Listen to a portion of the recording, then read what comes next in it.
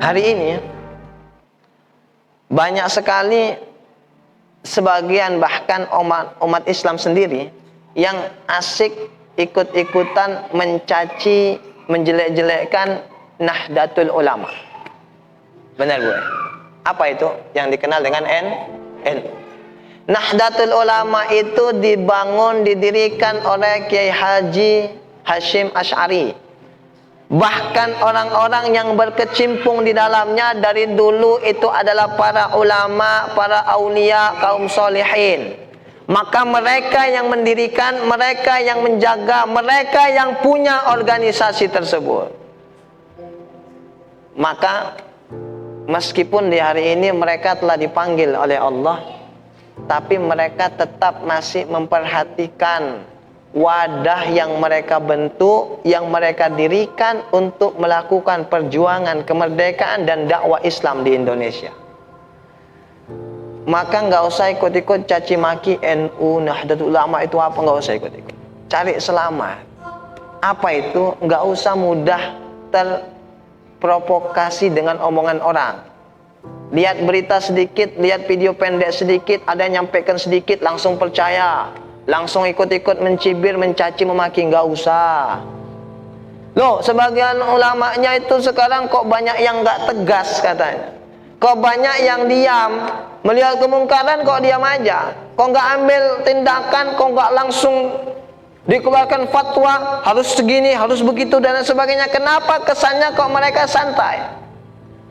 Di sini terkadang pola pikir kita yang belum sampai. Kita ini kan masih memandang dengan kadar pemikiran yang ada di diri kita karena dangkalnya keilmuan kita. Kan sekarang banyak yang ikut mencaci Habib Fulan tuh, yang ikut kok diam aja. Kiai Fulan itu ikut di organisasi itu kok diam aja. Kita ambil contoh. Ketika Raja Abraha dia membangun satu tempat ibadah di negeri Yaman. Itu Abraha itu tempatnya negeri Yaman itu. Dia bangun di sana tempat ibadah yang megah, yang mewah, yang cantik, ingin supaya orang dari seluruh penjuru dunia tuh kalau mau ibadah perginya ke tempat dia tuh. Gak usah lagi pergi ke Baitullah, ke Mekah, gak usah pergi ke Ka'bah, pindah ke sana ke Yaman. Setelah itu bangunan dibangun dengan sebegitu rupa, dengan begitu indah, ternyata tidak ada orang yang mau datang ke tempat ibadah yang dibuat dia, tapi orang tetap berduyun-duyun pergi ke Mekah untuk ibadah di Baitullah. Timbul kecemburuan, dia marah, bangunan sudah lebih bagus, lebih mewah, lebih nyaman, tetap aja orang pergi ke Mekah, ke Baitullah di masa itu. Dia kirim bala tentaranya, ada yang naik gajah sebagian, ada yang naik kuda, sehingga dijuluki dengan tentara bergajah. Mereka pergi ke Mekah Al-Mukarramah berniat untuk membinasakan Ka'bah, mau dihancurkan, mau diratakan Ka'bah itu.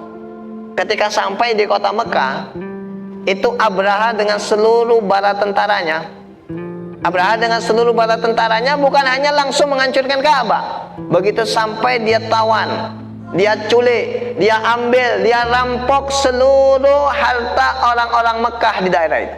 Termasuk onta-onta mereka diambil, kambing-kambing mereka diambil, apa yang bisa dirampok, dirampok. Ketika itu raja tadi bertanya kepada salah satu penduduk yang ada di kota Mekah, siapa pemimpin di daerah kalian? Siapa kaum di daerah kalian? Penduduk Mekah menjawab, kaum kami adalah Abdul Muthalib.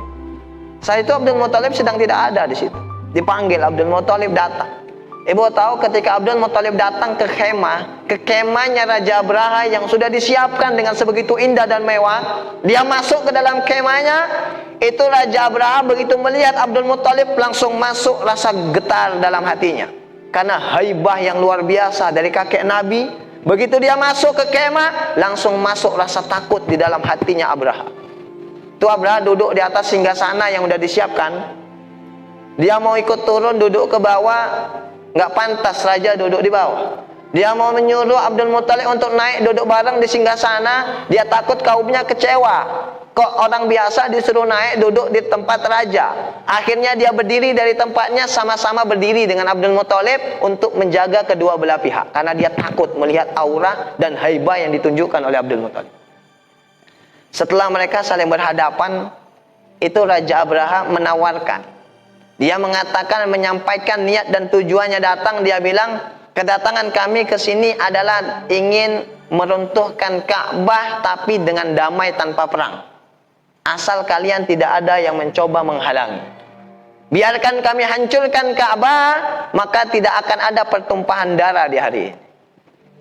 Itu kan kira-kira di benak kita, pikiran kita, Abdul Muthalib bakal menolak, bakal memperjuangkan dengan nyawanya, dengan darahnya, dengan apa yang dia punya. Ternyata bukan. Apa jawab Abdul Muthalib ketika itu? Inna hadal bait lahu rabban hamaha. Ini bait ini, Ka'bah ini, dia punya pemilik yang akan menjaganya. Tidak ada urusan denganku, yang ada urusan denganku adalah onta-onta yang kau tawan. Kembalikan onta itu kepadaku, silakan kau hancurkan Ka'bah. Karena Ka'bah ada pemiliknya, pemiliknya sendiri yang akan menjaganya. Apa jawab Raja Abraha? Tadi di awal kedatanganmu, aku tunjukkan rasa hormat kepadamu karena aku kira kau adalah pemimpin yang akan memperjuangkan apapun yang ada di bawah kepemimpinanmu. Ternyata begini jawaban pemimpin Sayyidul Arab, kata Raja Abraha. Bukan Abdul Muthalib tidak ada keinginan membela Ka'bah, tapi dia melihat keadaan, dia melihat kemaslahatan. Tidak ada kemungkinan menang ketika itu, dan dia yakin dengan seyakin-yakinnya Allah Tuhannya Ka'bah bakal menjaga dan melindungi Ka'bahnya. Akhirnya sama Abdul Muthalib, onta-ontanya Abdul Muthalib dibalikkan. Oleh Abraha ontanya dikembalikan. Pergi Abdul Muthalib bawa onta, dia nggak peduli, silakan hancurkan Ka'bah, pemiliknya yang akan menjaganya.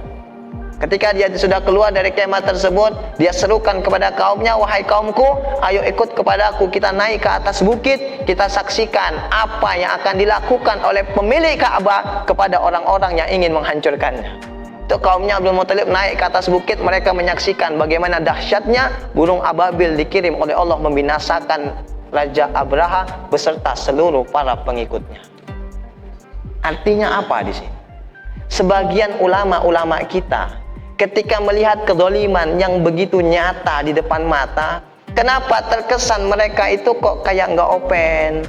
Terkesan kok kayak acuh tak acuh, terkesan seolah-olah membiarkan kezaliman. Kadang kita yang langsung seudon menyalahkan mereka ini apa, penjilat penguasa, mereka takut dengan penguasa, takut berjuang. Akal pikir kita yang belum sampai ke sana. Mereka tahu, mereka hanya tinggal menunggu. Di setiap malam mereka doa, ya Allah berikan kesuksesan, berikan kemajuan, keberhasilan, perubahan di negeri ini. Itu yang bisa mereka buat. Kenapa? Mereka melihat kalaupun apa perjuangan yang bisa kita lakukan. Jadi mereka mengambil sudut pandang dengan cara yang dulu pernah dilakukan oleh Abdul Muthalib. Biarkan Islam ini ada yang menjaga, tapi tetap mereka berdakwah, tetap mereka mengajak, namun selebihnya diserahkan urusan ini hanya kepada Allah. Jadi nggak usah sok-sok ikut menghakimi para ulama. Udah, kita ini diam aja. Sebagian ulama ada yang mengambil jalan berjuang, sebagian ada yang mengambil jalan seolah-olah diam, tapi sebenarnya mereka berjuang dengan caranya sendiri. Oh, mereka ada yang berduduk bareng dengan non-muslim, ada yang seolah-olah berteman dengan musuh-musuh Islam, ada yang membuat perjanjian damai dengan musuh Islam. Emang dilarang? Rasul pernah memberikan contoh kepada kita di dalam perjanjian Hudaybiyah. Ketika Rasulullah datang beserta para sahabat yang sudah beriman oleh Rasulullah, datang mau melaksanakan ibadah umrah atau haji ke kota Mekah kali pertama. Itu di tahun ke-8 atau di tahun ke-9 Hijrah. Apa yang terjadi? Seluruhnya dilarang oleh penduduk Makkah. Itu orang Mekah masih kafir. Penduduk Mekah masih dikuasai oleh kafir Quraisy. Ketika Rasul datang, dikirim utusan ketika itu Sayyidina Utsman bin Affan untuk menyampaikan niat mereka datang ingin umrah ziarah ke Baitullah.